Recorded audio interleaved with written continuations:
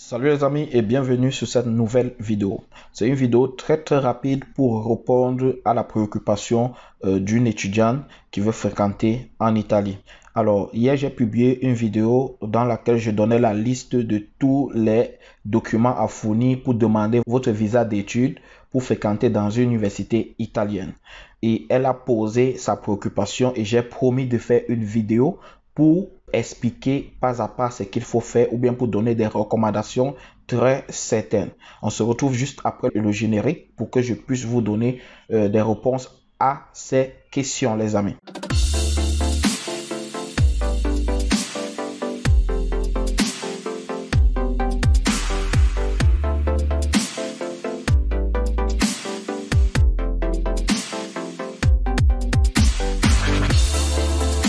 Une fois de plus, salut les amis. Pour celui qui n'est pas encore abonné, c'est le moment de le faire. Sur cette chaîne, on parle de la procédure pour avoir le visa d'études pour les universités italiennes. Pour celui qui veut apprendre l'italien, je mettrai dans la barre de description un lien qui va vous permettre de pouvoir vous inscrire et apprendre l'italien étant directement chez vous. Et même pour celui qui veut se recycler, ça sera également l'occasion de cliquer sur ce lien, de s'inscrire et pouvoir se recycler en langue italienne et profiter en même temps pour faire la préparation de l'entretien colloquio pour ceux-là qui ont laissé la langue italienne depuis un bon bout et qui vont également déposer les dossiers. Il peut s'avérer que l'ambassade d'Italie vous convoque et vous pose des questions durant la procédure. Et ceci ne se fait que en langue italienne, les amis.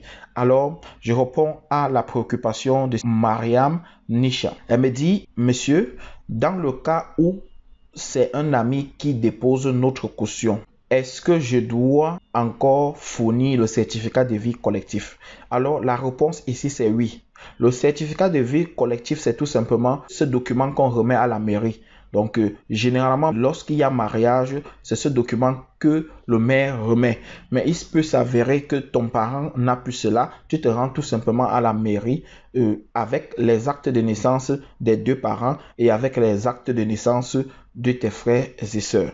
Je disais hier de faire très attention lorsque vous deviez remplir ou bien lorsque vous devez vous faire remplir ce document. Il est préférable de ne pas mettre un nombre élevé d'enfants encore en charge de vos parents, même s'ils sont déjà décédés. Alors, donc faites très attention lorsque vous allez remplir. Ça n'a rien à voir avec celui qui vous prend en charge. L'ambassade a besoin de ce document pour savoir également le nombre de frères et sœurs que toi tu as. Si c'est une personne qui va vous prendre en charge, tu dois toujours faire ce document. La deuxième question est la suivante. Est-ce que je peux introduire les actes de décès de mes parents dans mon dossier avec une lettre expliquant à l'ambassade le pourquoi c'est un ami qui s'occupe de moi? Oui, tu es libre de faire la lettre, mais l'acte de décès de tes parents, déjà, ça prouve que tu es orpheline de père et de mère. Donc, même une lettre pour expliquer, ça n'exclut pas, ça ne dérange pas. Tu peux toujours faire une lettre pour expliquer. Donc, en mettant même déjà les actes de décès des parents, ils comprennent directement que tu n'es plus à la charge de tes parents parce qu'ils ne vivent plus. Et comme tout enfant, les orphelins ont aussi droit à l'éducation. Donc, c'est tout ce que tu peux faire là maintenant. Et maintenant, l'ambassade n'a pas encore donné une exigence de traduire ou pas. Mais si tu peux, tu traduis également ces actes de décès. Mais si tu traduis ou pas, ça ne doit pas déranger ton dossier. Mais moi, j'ai dit, si tu peux, tu traduis également ces deux actes de décès que tu mets dans le dossier. Tout le monde a droit à l'éducation, même les orphelins. Dans les années antérieures, c'était un peu difficile parce qu'on demandait de prouver le lien de parenté entre celui qui dépose la caution et l'étudiant ou l'étudiante qui veut étudier dans une université italienne. Est-il possible de demander la bourse d'études avant de faire une demande de visa? Cela dépendra des universités. Tu dois regarder sur le site de ton université quand est-ce que on commence à faire la demande de la bourse. Toutes les universités n'ont pas la même date. Donc, il y a des étudiants qu'avant de commencer leur procédure, ils ont eu une bourse. Mais les bourses, généralement, les universités les publient à partir de mai. Donc, certains même en avril. Donc, il faut à partir du mois de mai-juin, regarder déjà si ton université a déjà programmé. Mais c'est généralement écrit sur le site de l'université. Quand est-ce qu'on peut déjà commencer à faire la demande de bourse? vu que les voyages sont programmés généralement au mois d'août, fin juillet, août, il y a certains étudiants que avant même de quitter leur pays, ils ont déjà fait une demande de bourse. Donc, et c'est favorable. Donc, ce n'est pas un problème là si tu n'as pas encore demandé de bourse.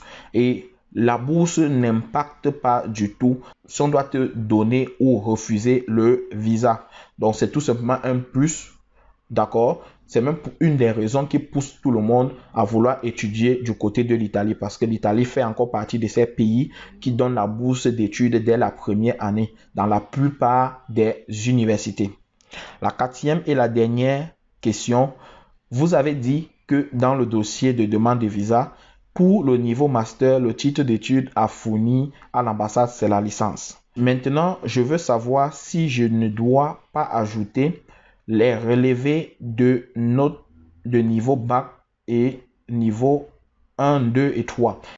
En ce qui concerne les étudiants qui vont faire l'université en Italie, niveau licence, c'est clair que vous deviez également ajouter, hormis de votre baccalauréat, également votre licence et les relevés de notes de la première jusqu'à la troisième année. Et l'ambassade va se charger de vérifier tout cela. Donc, c'est pourquoi la déclaration de valeur des gens de niveau licence, ça met un peu long. Donc, ce que je peux te recommander également, ou je recommande aux étudiants du niveau licence, c'est généralement de contacter Chimea. Si tu vas sur la vidéo où je parle de la déclaration de valeur, je mets le lien pour pouvoir entrer en contact avec Chimea. Tu peux entrer en contact avec eux. Ils peuvent déjà te délivrer un reçu qui va te permettre de pouvoir faire ta demande. Mais il peut également s'avérer que tu expliques à ton université que normalement tu peux avoir la déclaration de valeur après avoir eu le visa. Et là, ils peuvent te donner la lettre de préinscription ou le certificat de préinscription. Donc, c'est un peu ça. Les gens de niveau licence ajoutent les relevés de notes de la première jusqu'à la troisième année dans leur dossier, en plus de leur baccalauréat et en plus de leur licence. Donc, c'est très important. Si tu es au niveau 3, déjà, ça veut dire que l'original de ton baccalauréat est déjà disponible. Tu peux également te servir de ça directement.